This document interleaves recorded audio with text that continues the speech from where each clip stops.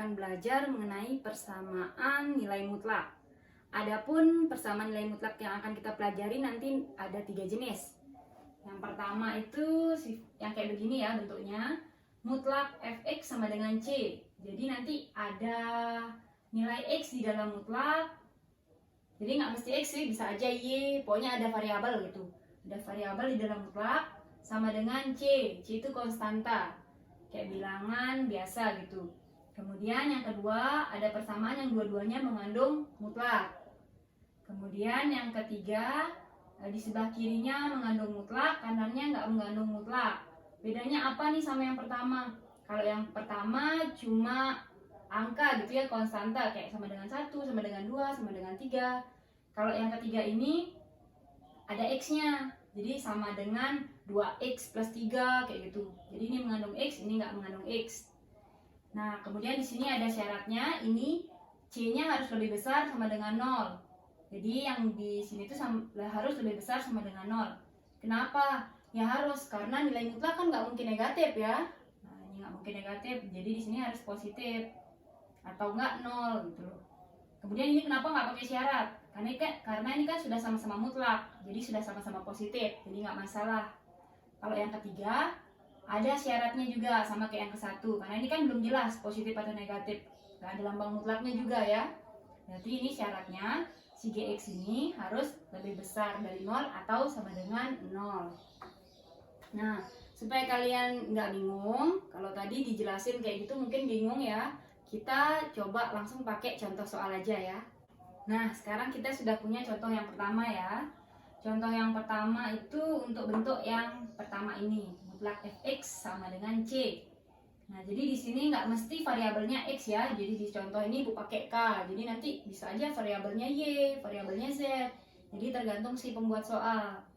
Nah, langkah pertama adalah kalian harus membuat bentuknya itu sesuai dengan bentuk yang pertama ini. Yang ini ya, ini udah tak bawa di bawah. Jadi harus kayak gini. Jadi yang ini tuh mutlaknya berdiri sendiri di ruas kiri, lalu selain itu dibawa ke ruas kanan.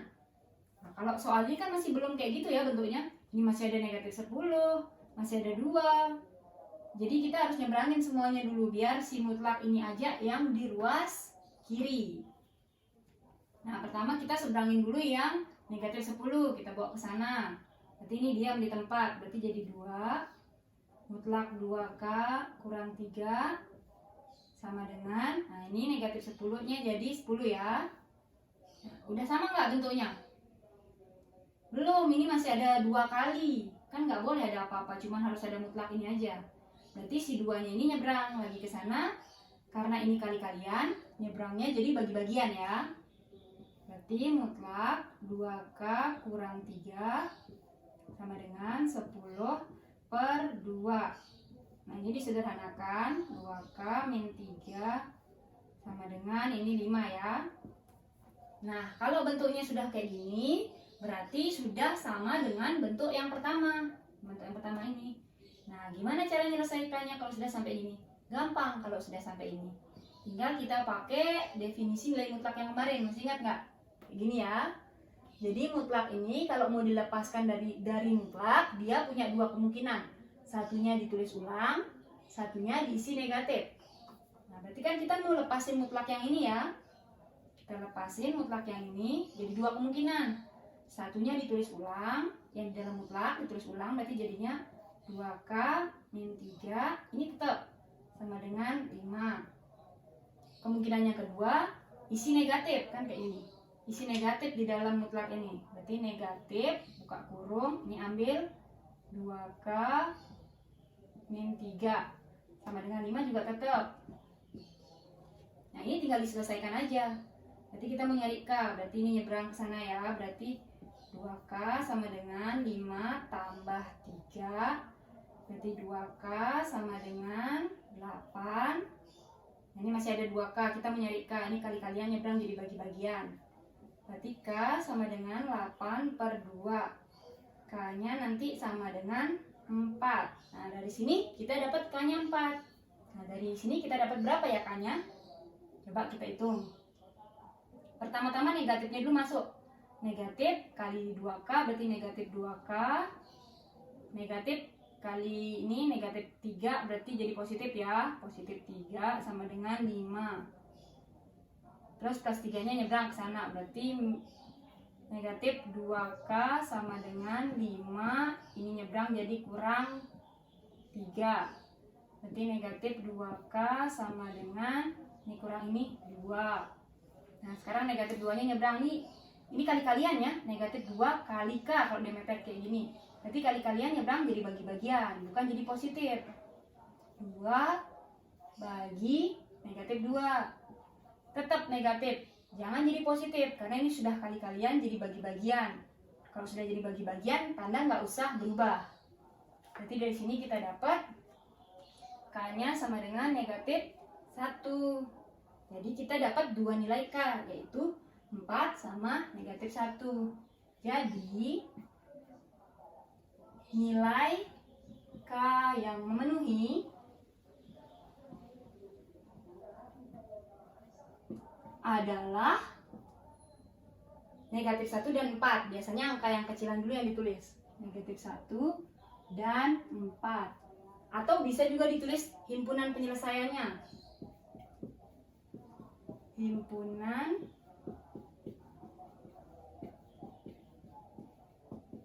himpunan penyelesaiannya itu ditulis dengan notasi himpunan.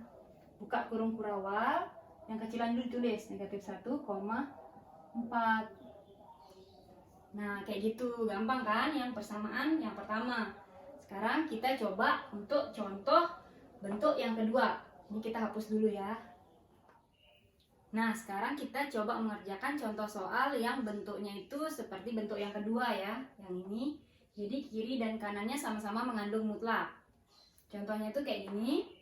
Mutlak 2x plus 16 sama dengan mutlak x plus 4. Nah kebetulan nih bentuknya sudah sesuai dengan bentuk yang kedua ya. Jadi kalian nggak perlu capek pindah-pindahin karena bentuknya sudah sesuai. Nah penyelesaiannya nih bagaimana? Penyelesaiannya gampang nih, tinggal kita kuadratkan kedua ruas. Nah tinggal bentuknya itu kuadratin kedua ruas. Nanti mutlaknya bakal boleh hilang asalkan kalian kuadratin kedua ruas. Jadi ini mutlaknya kita ganti pakai kuadrat. 2x plus 16 kuadrat sama dengan mutlak sama dengan x plus 4 kuadrat. Tuh, udah nggak ada mutlak lagi ya, tapi berganti jadi kuadrat. Kemudian langkah selanjutnya adalah kalian bawa semua ke ruas kiri, sisakan 0 di ruas kanan. Berarti ini nyebrang ke sini, jadi ini kan positif ya, nyebrang ke sini jadi negatif, nanti jadi kurang. Berarti jadinya 2x plus 16 kuadrat kurang, nah ini semua x plus 4 kuadrat sama dengan 0. Jadi ini udah ditinggalkan sama ini, jadi sisanya 0. Nah selanjutnya kalau kalian sudah punya bentuk kayak gini, kalian perlu ingat sesuatu. Nah ingat ada sifat kayak gini nih, ingat nggak? A kuadrat dikurang B kuadrat itu sama artinya dengan apa? A plus B kali A min B. Nah yang ini ya perlu kalian ingat. Tuh, A kuadrat dikurang B kuadrat. Ini bentuknya mirip ya kayak itu. A kuadrat dikurang B kuadrat. Jadi kalian anggap ini sebagai A, ini sebagai B. Nah, A kuadrat kurang B kuadrat jadinya kayak gini. A plus B, A min B. Berarti A plus B nya dulu. A plus B berarti ini tambah ini. Berarti 2x plus 16 tambah ini x plus 4 tutup. Kali sekarang yang kurang. A kurang B berarti 2x plus 16 kurang. Nah jangan lupa dikurung kalau kurang. Kalau tambah-tambahan nggak apa-apa nggak dikurung. Kalau kurang-kurangan harus kalian kurung nih. X plus 4 tutup sama dengan 0. Selanjutnya ini diselesaikan. 2x ditambah x jadi 3x ya. 16 ditambah 4 jadi 20. Nah yang ini kita lepasin dulu kurung yang di dalam ini biar nggak bingung ya. Jadi ini tetap 2x plus 16. Nah, minnya masuk. Min kali x, min x. Min kali plus 4 itu min 4 ya. Kayak gini. Nah, ini ditulis ulang lagi nggak apa-apa. Nah, yang ini 2x kurang x. Hasilnya adalah x ya. 16 dikurang 4. Hasilnya positif 12. Oke, sama dengan 0. Nah, tinggal kita cari nilai X yang memenuhi. Lagi dikit langkahnya. Berarti supaya hasil kalinya jadi 0, berarti kalau nggak yang di depan 0, ya yang di belakang yang 0. Benar ya? Jadi bilangan itu kalau mau jadi 0, hasil kalinya salah satu harus 0. Kalau enggak yang 3x plus 20 sama dengan 0, atau ya yang ini yang 0, x plus 12 sama dengan 0. Tinggal lagi dikit cari x-nya, berarti ini kita dapat 3x sama dengan ini plus 20 nyebrang jadi min 20. X sama dengan min 20. Nah, ini kali-kalian ya, nyebrang jadi bagi-bagian. Nah, kita baru dapat x-nya 1, yaitu min 20 per 3. Dari sini kita juga bisa dapat x. X-nya tinggal plus 12 nyebrang jadi min 12. Jadi ada dua nilai x yang memenuhi ya. Kalau diminta himpunan penyelesaian,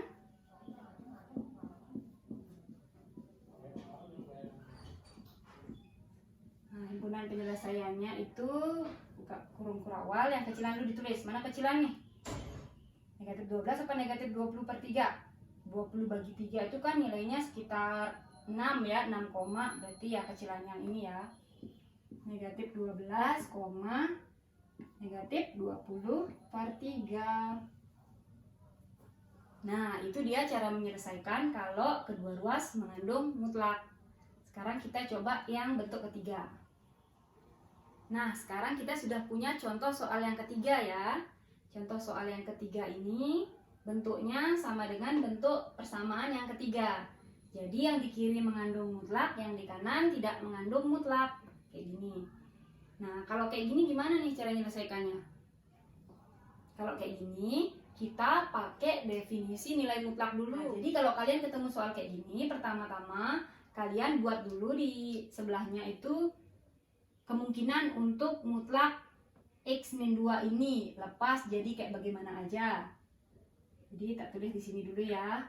Jadi mutlak x min 2 ini sesuai dengan definisi kalau dilepas dari mutlak itu bisa jadi dua kemungkinan ya. Yang pertama ditulis ulang. Nah, ditulis ulang ini jika yang di dalam mutlak berarti x min 2 lebih besar sama dengan 0. X lebih besar sama dengan nyebrang jadi 2. Kemudian kemungkinan yang kedua isi negatif depannya. Berarti negatif x min 2 kayak gini ya. Ini jika yang di dalam mutlak sama x min 2 lebih kecil dari 0. Berarti x lebih kecil dari 2. Nah, jadi ada dua kemungkinan jawaban nanti. Kita pakai interval yang pertama. Kita pakai interval yang ini dulu. Berarti untuk interval x lebih besar sama dengan 2.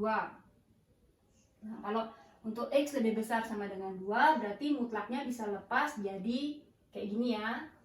Berarti ini kita lepas jadi x min 2 aja. Ini belakangnya tetap sama dengan 2x min 1. Selanjutnya kita cari x-nya. Kita bawa semua yang mengandung x ke ruas kiri. Berarti ini diam di tempat. Ini nyebrang ke sini jadi kurang 2x sama dengan ini diam di tempat negatif 1.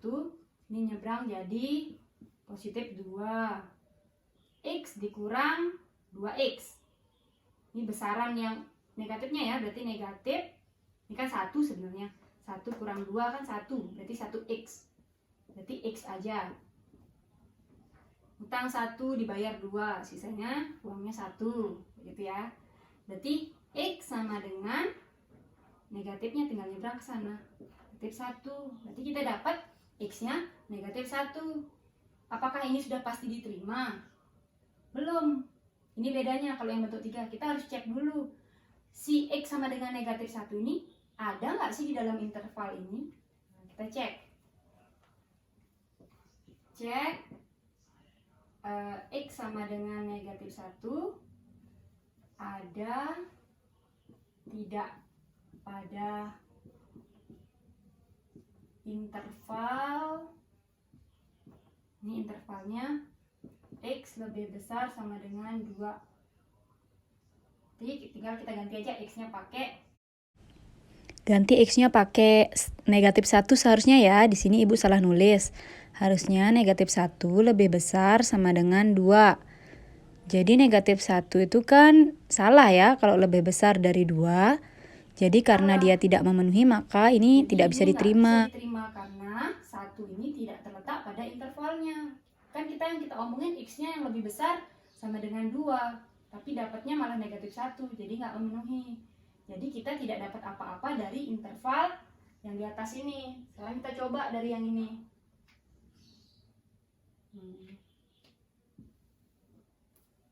Jadi di sini untuk interval yang ini berarti ya X lebih kecil dari 2. Nah, untuk interval X lebih kecil dari 2, mutlak ini berubah jadi ada negatifnya ya. Jadi ini tak ganti pakai yang ini. Negatif X kurang 2. Kayak ini. Sama dengannya tetap kok ini belakangnya. Jadi sama dengan 2X min 1. 2X min 1. Nah, Ibu pindah dulu ya, biar nggak nutupin. Nah, kayak gini ya. Ini tetap, 2X min 1-nya tetap. Nah, tinggal negatifnya ini masuk aja ke kurung. Negatif kali X, negatif X, negatif kali negatif 2. Ini positif 2 sama dengan 2X min 1. Selanjutnya, karena kita mau nyari X, tinggal yang mengandung X kita bawa ke ruas kiri. Ini diam di tempat karena sudah di kiri. Ini ke sini jadi negatif 2X sama dengan ini diam di tempat. Positif 2 nyebrang jadi negatif 2. Kayak gini. Utangnya ini negatif X. Negatif 2X yang nambah ya. Berarti jadi negatif 3X. Sama dengan ini juga sama. Utang 1, utang lagi 2. Utangnya jadi 3. Ingat mau nyari X. Berarti ini kali-kalian nyebrang jadi bagi-bagian nanti. X sama dengan negatif 3 bagi negatif 3. X sama dengan negatif 3 bagi negatif 3, 1 ya. Nah, sekarang benar nggak sih 1 ini terletak pada interval ini? Kita cek dulu. Jangan lupa dicek. Jadi jangan langsung diambil nih. Belum tentu benar soalnya jawabannya. Cek. X sama dengan 1 ada tidak pada interval yang ini. X lebih kecil dari 2. Kita ganti aja X nya pakai 1. 1 lebih kecil dari 2. Benar nggak 1 lebih kecil dari 2? Benar ya ternyata. Jadi kita bisa ambil yang X sama dengan 1. Jadi penyelesaiannya cuma dapat 1, yaitu X sama dengan 1. Ini Ibu tulis di sini ya. HP itu himpunan penyelesaian, biar singkat. Jadi himpunan penyelesaiannya adalah cuma 1 seorang. Nah, begitu dia bentuk yang ketiga. Nah, kalau dari tadi kita sudah mengerjakan soal masing-masing 1 soal yang sesuai dengan bentuk-bentuk dari nilai persamaan nilai mutlak berikut ya. Nah, sekarang kita coba mengerjakan soal yang sedikit bervariasi. Jadi keluar dari 3 bentuk umum ini. Cuma nanti pengerjaannya juga bakal pakai kok 3 bentuk ini.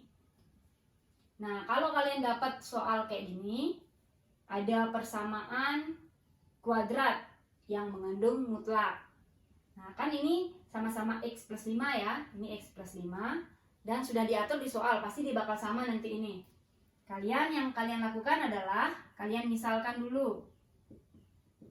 Misalkan mutlak X plus 5 itu kalian ganti pakai suatu variabel. Terserah variabel apa aja. Misalnya ibu ganti pakai A ya, boleh.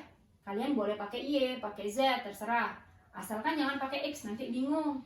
Karena variabel X sudah ada di dalam mutlak ini.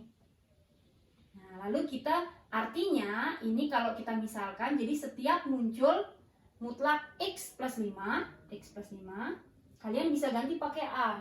Jadi soalnya itu nanti bakal berubah. Nah, ini berubah jadi A pokoknya ya, ini juga berubah jadi A. Berarti soalnya itu nanti akan jadi A kuadrat dikurang 3 kali ini ganti pakai A kurang 4 sama dengan 0. Jadi soalnya kayak begini. Selanjutnya adalah tinggal kalian faktorkan untuk dapat nilai A. Singkat pemfaktoran dong, ini pelajaran SMP. Berarti A ini sama dengan 0. Tinggal kita isi ini ya. Kalau dikali dia jadi negatif 4. Kalau dikali dia jadi negatif 4. Kalau ditambah dia jadi negatif 3. Nah, berapakah itu? Nilainya adalah negatif 4 dan positif 1 ya. Negatif 4 sama 1. Negatif 4 kali 1 negatif 4. Negatif 4 tambah 1 negatif 3. Benar ya? Berarti nilainya negatif 4 sama positif 1. Kayak gitu. Tinggal kita cari A. Caranya sama kayak yang tadi. Berarti kalau enggak yang di depan sama dengan 0, ya yang di belakang ini yang sama dengan 0. Dari sini kita dapat A sama dengan negatif 4 nyebrang jadi 4, atau A sama dengan positif 1 nyebrang jadi negatif 1. Nah, udah sampai sini, tinggal kita masukin permisalan kita yang tadi. Tadi kan A kita misalin pakai mutlak X plus 5. Jadi kita ganti lagi di sini nanti. A-nya ganti pakai mutlak X plus 5. Nah, sama dengan 4 tetap. Ini juga mutlak X plus 5 sama dengan negatif 1. Nanti kita bentuknya itu akan mirip sama persamaan yang satu ya. Yang kayak gini bentuknya. Nah, tapi sebelumnya kita lihat dulu. Apakah ini bisa diselesaikan atau tidak? Ini mutlak sama dengan bilangan positif. Benar ya, bisa diselesaikan. Nah, ini mutlak sama dengan bilangan negatif. Nggak mungkin dong. Nah, karena hasil mutlak itu nggak mungkin bilangan negatif. Jadi yang bisa diselesaikan nanti cuma yang ini aja. Yang ini nanti dipecah jadi 2 kemungkinan. Kayak nyelesain yang tadi, yang pertama itu. Ini tempatnya nggak cukup, ibu pindah ya. Ibu panah ke sini. Oke. Mutlak X plus 5 sama dengan 4. Nah, masih ingat tadi cara menyelesaikannya gimana? Kita buat 2 kemungkinan. Satunya ditulis ulang, X plus 5 sama dengan 4. Satunya lagi diisi negatif depannya. Berarti negatif, buka kurung, X plus 5 sama dengan 4. Nah, tinggal lagi dikit. Berarti X sama dengan 4, ini nyebrang jadi kurang 5. X sama dengan 4 kurang 5, negatif 1. Dari sini juga, ini negatifnya dulu masuk. Negatif kali X, negatif kali positif 5, negatif 5, sama dengan 4. Negatif X sama dengan 4, ini negatif 5 nyebrang jadi positif 5. Nah, berarti negatif X sama dengan 9. X sama dengan negatif 9. Jadi ada 2 nilai X yang memenuhi. Sehingga himpunan penyelesaiannya atau HP-nya nanti adalah mana kecilan? Yang ini ya. Negatif 9, negatif 1. Nah, demikianlah penjelasan mengenai persamaan nilai mutlak. Semoga kalian semua bisa paham ya dengan penjelasan yang tadi. Tetap semangat